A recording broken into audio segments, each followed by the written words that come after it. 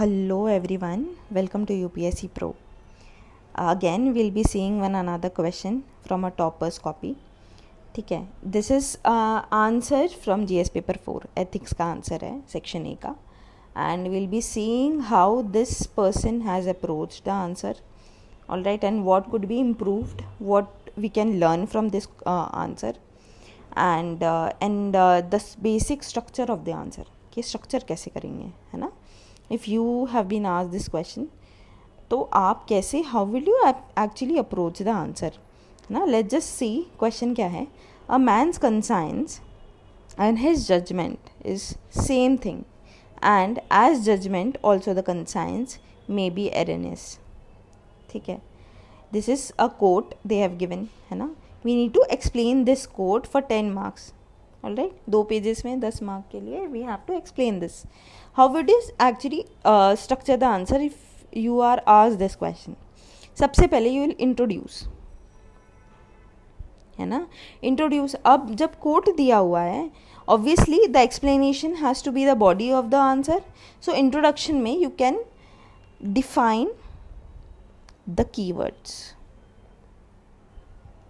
What are the various keywords here? Conscience and judgment. All right. For the body part, what could be the approach? You tell the basic essence of the question. You justify the basic essence of the question, how and why. Just title this body part by this statement only. How and why conscience and judgment can be erroneous, है ना. This will be your body, 1, 2, 3 points with examples, है ना. And how will you conclude? The conclusion is most important here, क्योंकि आपको ये code समझ आया है नहीं, ये आपके कंक्लूजन से मुझे पता चलेगा, है ना. आप ये कोड को कैसे अप्लाई करेंगे ये मुझे आपके कंक्लूजन से समझ में आएगा. आपके कंक्लूजन माइट इंक्लूड के what's the significance of judgement and conscience in civil services.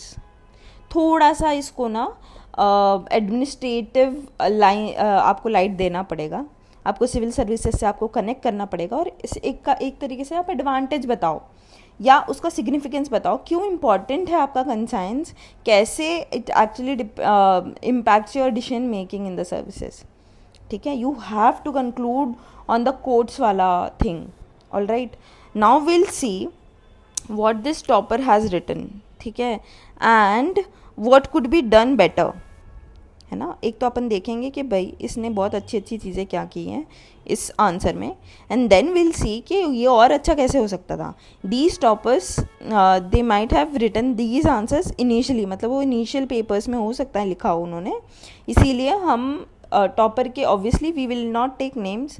Again we are not here to जज any person, we are here to just learn from others.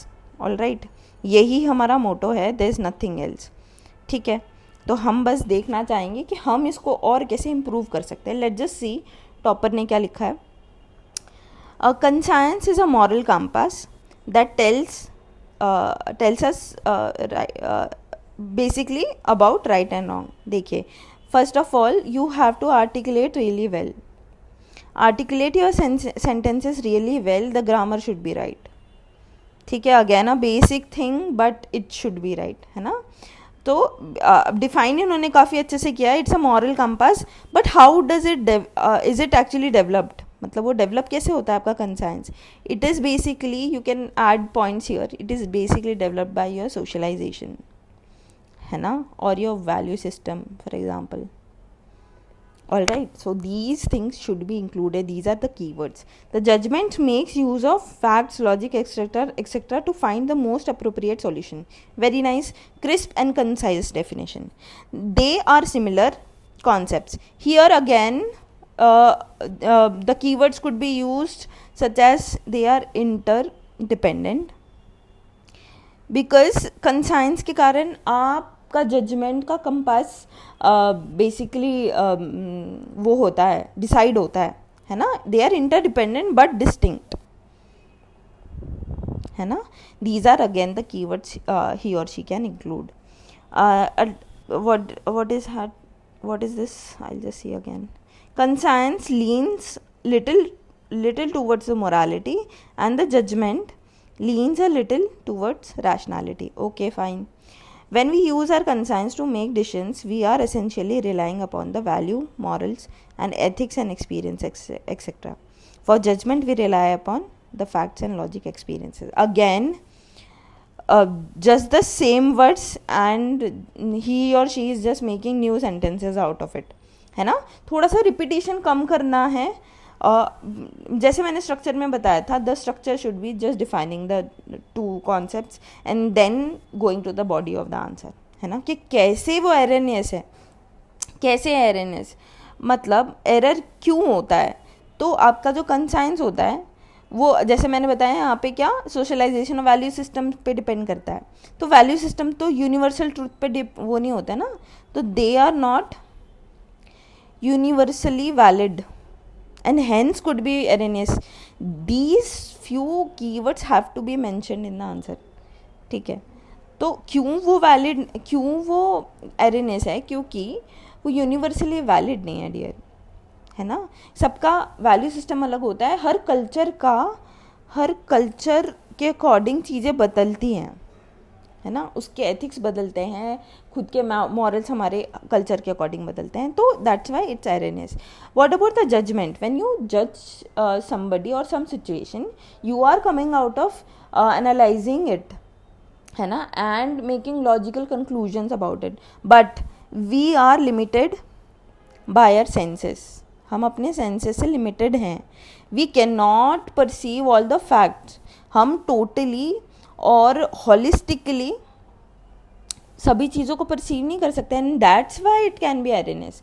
So explaining these parts is most important, because the question was demanding कि erroneous कैसे है, error कैसे हो सकता है आपके judgement में, आपके कंसाइंस में, है ना.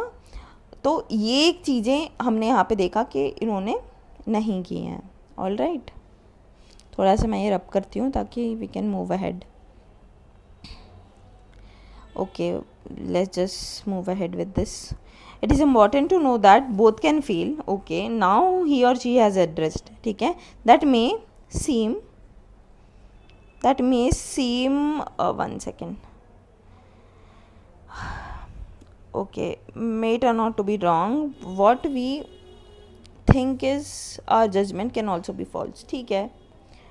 I think there is this problem with this pen. Oh God. ठीक है.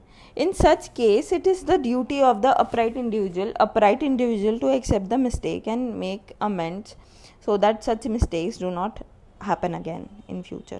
All right. Example: one man's conscience says capital punishment is wrong, another man's conscience says both of them cannot be right. Conscience says otherwise. ठीक है. So again, he or she has not addressed the judgment part. Also the pointers are also less. ठीक है. You can use these 2 pages or your space which you have been provided more judiciously, है ना. 2-3 point extra at least आप लिखेंगे, and then you have to conclude the answer. Conclusion ज़रूर करें. ठीक है. तो do not skip any part and conclude the answer really well. Okay, that's all for today guys. Bye.